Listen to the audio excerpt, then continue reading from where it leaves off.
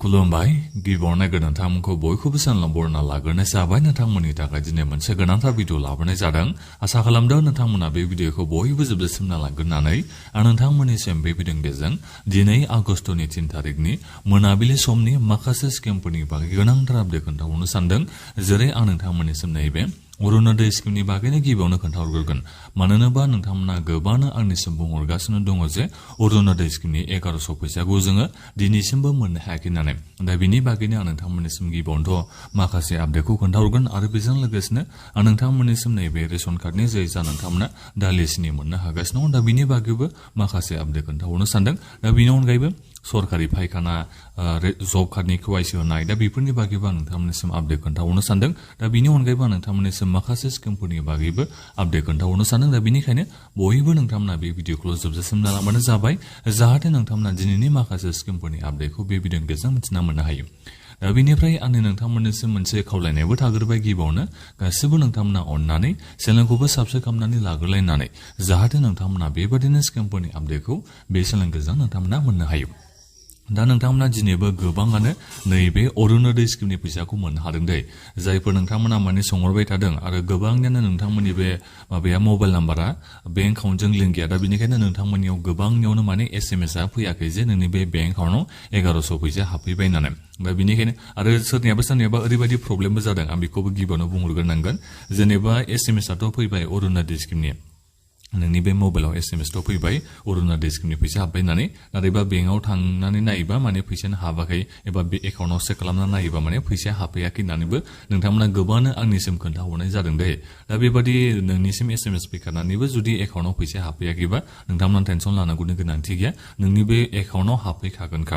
माने सरकार बेबादिनो एसएमएसखौ सिगाङाव हरग्रोनाय जादों दा बिनि उनावसो फैसाखौ नोंथांमोननिसिम लासै लासै सोना होनाय जादों दा बेनिखायनो एसएमएसआ नोंनियाव फैदोंबा नोंथाङा टेनसन लानाङा दाबो जुदि फैसाया हाबाखैबा नोंथांमोना एसे नेबानो जाबाय मानोना आं नोंथांमोननिसिम बुंहरनाय जाखादोंमोन सुनिबारावथ' फैसाखौ सोना होनाय जादों दा बेनिफ्राय जोंहा मैया रबबार बेंकफोरा जोंहा मैया बन्द थाजोबो गासिबो अफिसफ्रा मैया जोंहा बन्द थाजोबो माबा खालि रबिबार खालि दा बेनिखायनो दिनै समबाराव गोबां नोंथांमोना मोननो हाबाय जायफोर नोंथांमोना सुनिबाराव मोननो हायाखै आरो मैयाबो मोननो हायाखै दिनै गोबाङानो मोननो हादों दा बेनिखायनो चेक खालामना नोंथांमोना नायफिनबानो जाबाय आरो दाथ' गोबाङानो नोंथांमोना आधार कार्डजों लिंक थानाय बेंक एकाउन्ट बा नोंथांमोना आधारखौ लानानै नोङो चेक खालामना नायनो हायो जे नोंनि बे एकाउन्टआव फैसा हाबगोन हाबाखै बेखौ दा बेखौथ' आं बुंलायनांगौनि गोनांथि गैया दा जेखियानो जाया मानो अरुणोदय स्किमनि फैसाखौ सोगासिनो दङ जुदि दाबो नोंथांमोननि बेंक एकाउन्टआव अरुणोदय स्किमनि 1100 फैसाया हाबाखैबा टेनसन लानांगौनि गोनांथि गैया नोङो गाबोन नङाबा दा मोनाबिलियावबो हाबनो हागौ नङाबा गाबोन मोननो हागौ नङाबा समफोरसिमहालागै नोंथांमोना नेबानो जाबाय दा बिनि उनावसो नोंथांमोना गावबागावनि ब्लक अफिसाव नोंथांमोना थांनानै बेखौ बुंहैबानो जाबाय जायफोर नोंथांमोना सिगाङाव नैबे अरुणोदय स्किमनि 9000 फैसाखौ नोंथांमोना थांनाय मार्च मासाव मोननो हादोंमोनबा दा नोंथांमोननिसिम जेनेबा साननैसोनि उनावबाबो हाबाबा नैबे अरुणोदय स्किमनि 1100 फैसा अब्लासो नोंथांमोना ब्लक अफिसाव थांनानै नोंथांमोना बेखौ कमप्लेन खालामहैनो नांगोन अब्लासो नोंथांमोना अरुणोदय स्किमनि फैसाखौ मोननो हानाय जागोन नङाबा सिरि थाबाय थाबाबोथ' बहा मोननो नोंथांमोना माबा मोनसे खामानि मावनांगौ जानानै फैदोंबो जानो हागौ बायदि रोखोमनि जोंहा प्रब्लेम जायो दा बेनिखायनो नोंथांमोननिसिम आं बेखौ खावलायहरनाय थाखाबायबो जायफोर नोंथांमोननियाव अरुणोदय स्किमनि फैसा दिनै गाबोन समफोरसिमहालागै जुदि हाबाबा नोंथांमोना ब्लक अफिसाव थांनानै बेखौ बुंहैबानो जाबाय दा बिनिफ्राय नोंथांमोना कन्टेक्ट नाम्बारावबो कन्टेक्ट खालामग्रोनानै बेखौ बुंहरबानो जाबाय जे आङो अरुणोदय स्किमनि 1100 फैसाखौ मोननो हायाखै होननानै दाबो होननानै नोंथांमोना कन्टेक्ट खालामना बुंहरग्रोबानो जाबाय हेल्पलाइन नाम्बार जोंहा होनाय दङ दा बे कन्टेक्ट नाम्बारखौ आं नोंथांमोननिसिम आरोबाव खेबसे खोन्थाहरनो सानदों कन्टेक्ट नाम्बारा जाहैबाय 18002026 दा बे मबाइल नाम्बाराव नोंथांमोना कन्टेक्ट खालामनानै बेखौ कमप्लेन खालामहरबानो जाबाय नोंथांमोना बुंहरबानो जाबाय 1100 फैसा आंनि बेंक एकाउन्टआव हाबफैयाखै होननानै नोंथांमोना अब्लानो माखासे खामानिखौ मावनांगौ जायोबा बिथांमोना खोन्थाहरगोन आरो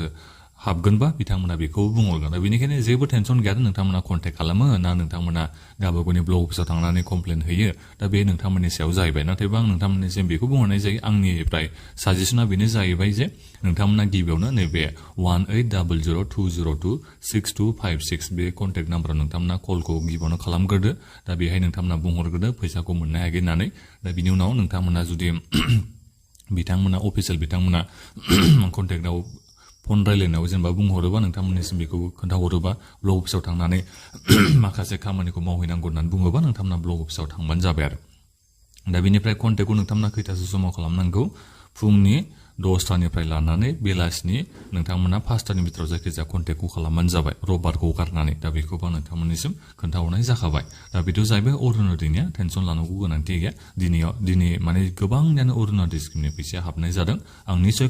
आसाखौ खालामदों आरो नोंथांमोननियाबो गोबांनियानो हाबजोब्बाय होननानै नोंथांमोननिया सोरनियाबाल'सो हाबाखै बायदिखौ आं मोनदों दा बेनिखायनो भिडिअ कमबक्सआवबो कमेन्ट खालामनानै खोन्थाहरबानो जाबाय नोंथांमोना सोर अरुणोदय स्किमनि फैसाखौ मोननो हाखो आरो सोर नोंथांमोना दाबो एबा दिनैसिमबो नोंथांमोना मोननो हायाखै बेखौ भिडिअ कमबक्सआव कमेन्ट खालामबानो जाबाय आरो 9000 फैसाखौ नोंथांमोना थांनाय मार्च मासाव मोननो हागोन हायाखैमोन बेखौबो कमेन्टआव नोंथांमोना खोन्थाहरफाबानो जाबाय आरो दा बेथ' जाहैबाय अरुणोदयनि माखासे बाथ्राया दा बिनिफ्राय सरकारि फायखानानि नोंथांमोननिसिम जिअ टेगिंआ एसे उनावनो जानो थांगासिनो दं नोंथांमोना एसे नेबानो जाबाय जिअ टेगिंआ जोंहा जानो थांगासिनो दं गोबांनियानो माने भेरिफिकेसनाथ' जाखाजोब्बाय बिथांमोननिया माने एप्रुभेलखौ मोननो हाबाय डिस्ट्रिक्ट लेभेलाव दा जोंहा जिअ टेगिंल' जानांगौ दङ दा बे जिअ टेगिंखौ नोंथांमोना सानना लाबानो जाबाय एसे उनावनो जासिगोन होननानै मानो होनोबा जिअ टेगिं खालामनायावथ' फट'ल'सो साफायनाय जायो नालाय लकेसनखौ जिअ टेग बेबायदि खालामनाय जायो नोंनि बे फुराना फायखाना दङबा बेफोरखौ साफायनाय जायो दा बेनिखायनो बेफोर साफायखांनायनि उनावनो नोंथांमोना नैबे सरकारि फायखानानि फैसाखौ मोनगोनखौ आसाखौ लानो हागोन एसे उनावनो जागोनखौ नोंथांमोना माने साननानै लानो हागोन आरो दा एक्जेक्टलि माला जागोन एबा जायोबा नोंथांमोननिसिम बेखौबोथ' भिडिअ बानायना खोन्थाहरनाय जाखागोनखा दा बेनिखायनो बयबो नोंथांमोना चेनेलखौ साबस्क्राइब खालामनानै लाबानो जाबाय नोंथांमोननिया आरो जायफोरनिया बेनिफिसियाल लिस्टआव दंखायो दा नोंथांमोननियाबो फैसाखौ एसे उनाव मोननो हागोन दा बेखौ आं खोन्थाहरनाय जाखाबाय दा बिनिफ्राय नैबे रेशन कार्डनि जा नोंथांमोना दालि सिनि मोननो थांगासिनो आगस्टनि 10 तारिखआव नोंथांमोननिसिम रादायखौ होदों दा बेवहाय 1 केजि दालि 1 केजि नोंथांमोना सिनि मोननो थांगासिनो नाथायबा बेखौ बिथांमोना माबायदि होयो बेबो एसे दायो साननो गोनां बाथ्रा जानानै दङ दा आं नोंथांमोननिसिम एसे उनाव बेफोरनि बागै खोन्थाहरसिगोन दा जिखियानो जाया मानो आं नोंथांमोननिसिम दायो बेखौ बुंहरबाय आरो मोनसिगोन मोननायाथ' आगस्टनि 10 तारिखआव दालि सिनि 1 केजि खरि नोंथांमोना मोननो हासिगोन दा बिनिफ्राय माखासे आपडेटखौ आं नोंथांमोननिसिम एसे उनाव खोन्थाहरसिगोन दे बे रेशन कार्डनि दालि सिनिखौ नोंथांमोना एक्जेक्टलि जेनेबा बेसेबां फैसा होनानै बायनांगोन दा बिनि बागै एसे उनाव खोन्थाहरनोसै ओरैनो 100 थाखा बेबादिथ' बाथ्राखौ बुंदों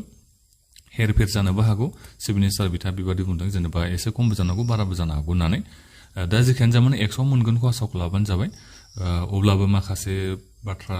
आपडेट मोननो हादों सिं अब्लाबो बेयो कनफार्म जायगौ माने आं नोंथांमोननिसिम दायो बेखौ खोन्थाहरथ'ला दा जिखियानो जाया मानो नोंथांमोना नैबे आगस्टनि 10 तारिखआव दालि सिनि संख्रिखौ नोंथांमोना दालि सिनि संख्रि नङा दालि सिनिखौल' नोंथांमोना मोनगोनखौ आसाखौ लादों 1 केजि खरै 100 थाखायाव मोनगोनखौ दिनैनि समाव बे आपडेटआ ओंखारना फैदों दा बिनि उनाव माखासे आपडेटआ जेब्ला कनफार्म जागोन आं नोंथांमोननिसिम बेखौ खोन्थाहरनाय जासिगोन दा बिनिफ्राय नोंथांमोननिसिम आं बेखौबो खोन्थाहरनाय जाखाबायमोन जे नोंथांमोना नैबे संख्रि आरो बिनिफ्राय जानाय थावखौ उनावसो मोननो हासिगोन होननानै दा माब्ला होगोन बिनि जेबो खबर गैया जोंनि आसामाव दैबानाबो जाबाय थादों दा बिनि थाखायनो माखासे स्किमफोरनि जोंहा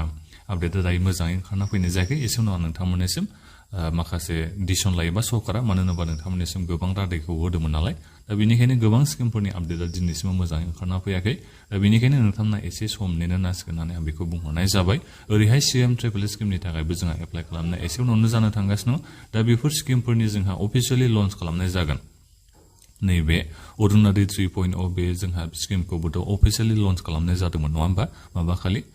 थांनाय सुनिबार खालि अफिसियेलि माने रिजुम खालामफिननाय जादोंमोन जागायफिननाय जादोंमोन दा थिग बेबायदिनो नैबे CM ट्रिपल स्किमनि थाखायबो बेबादिनो मिटिं जागोन आरो बिनिफ्राय नोंथांमोननिसिम माने इलेक्सननि सिगाङाव जायफोर नोंथांमोना 75,000 नामा बेबायदि नोंथांमोना फैसा मोननो हादोंमोन नालाय नोंथांमोना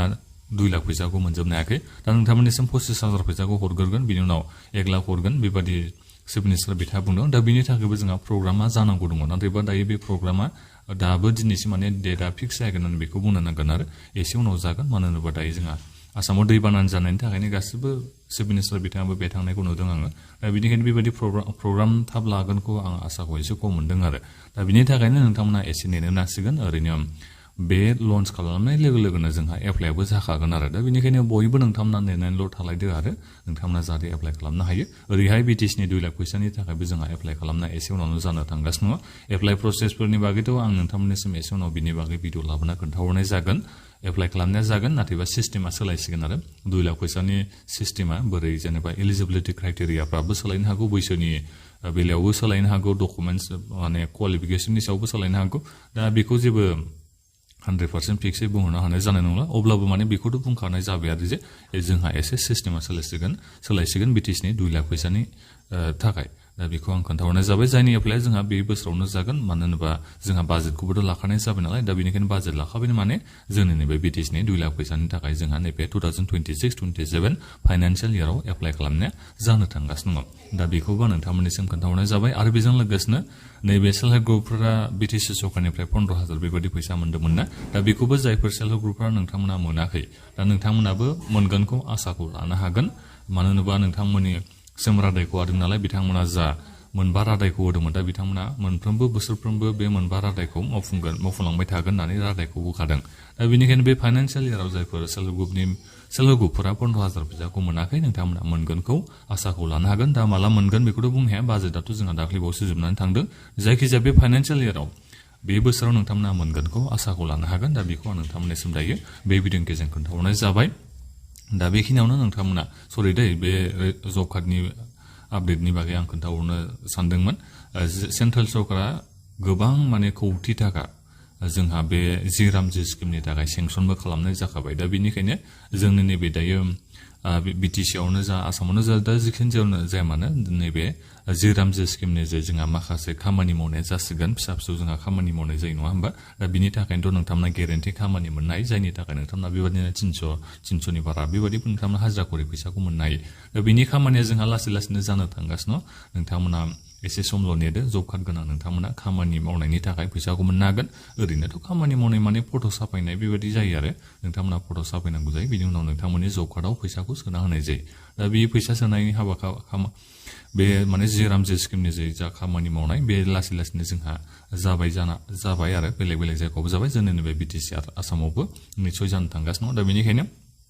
जब कार्ड गोनां नोंथांमोना माने मुलाम्फाखौ मोननो हागोन दा माबायदि मुलाम्फा मोननाय आं बिनि बागैबो नोंथांमोननिसिम बेखौ उनाव खोन्थाहरनाय जासिगोन दा बेनिफ्राय जब कार्डनि थाखाय जायफोर केवाइसि होनानै लायाखैबा गोख्रैनो केवाइसिखौबो होनानै लाबानो जाबाय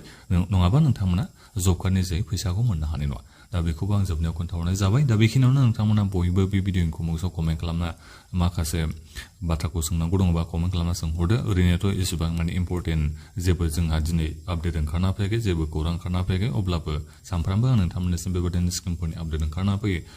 स्किमफोरनि आपडेटनि माने भिडिअ लाबाय नालाय दा बेनिखायनो माखासे आपडेटखौ एबा बाथ्राखौ आं बे भिडिअनि गेजेरजों बुंहरनाय जाबाय दा निस्सय नोंथांमोना बयबो बे भिडिअखौ लाइक खालामगोन आरो जोबनाय चेनेलखौबो साबस्क्राइब खालामनानै साबस्क्राइब खालामलांगोन होननानै आं आसा खालामनाय थाबाय दा बेखिनियानोमोन गोजोन्थों